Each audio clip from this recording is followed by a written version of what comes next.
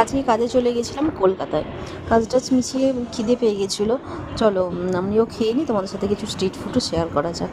এই যে এখানে দেখলাম অনেকে খাওয়া দাওয়া করছে। বাবা কত মাছ! মাছের মাথা, মাছের লেজা, মাছের পিস, ডিম কষা, আরও অনেক কিছু ছিল।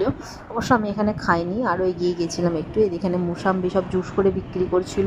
এখানে পরোটা, কচুরি, ডিম কষা, আলুর দম ছিল। এখানে সবাই খাওয়া দাওয়া করছে। আমি একটুখানি ভিড় বলে একটুখানি ফাঁকা জায়গা খুঁজছিলাম, তাই আমি আর একটু এগিয়ে গিয়েছিলাম। এখানে দেখলাম রুটি, ঘুগনি, মুড়ি, এখানে ডিম টোস্ট, কচুরি এগুলো বিক্রি হচ্ছিলো। প্রচুর মানুষ খাওয়া দাওয়া করছিল। এখানে দেখলাম মানে শুকনো খাবার দাবার, জল এগুলো বিক্রি হচ্ছিলো। আরও এগিয়ে গেছিলাম আমি। এখানেও দেখলাম ডিম টোস্ট, পাউরুটি। দুপুরবেলা তাই ডিম টোস্টটা আমি মানে খাচ্ছি, মানে চাইনি।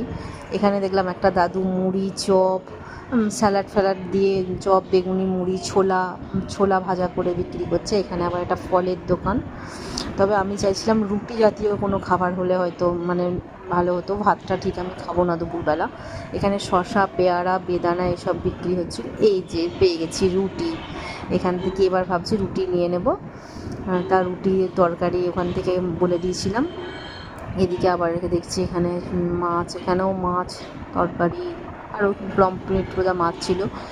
আর এখানে ভাত তরকারি সবাই খাওয়া দাওয়া করছে। চলো আমারও খাওয়া দাওয়া কমপ্লিট, এবার এখান থেকে বেরিয়ে যাব। আমার ভিডিও কেমন লাগছে তোমাদের প্লিজ কমেন্ট করতে ভুলো না। ওকে, দেখা হবে আবার কোনো নেক্সট ভিডিওতে। ততক্ষণ পর্যন্ত তোমরা সবাই খুব ভালো থেকো। Tata, by.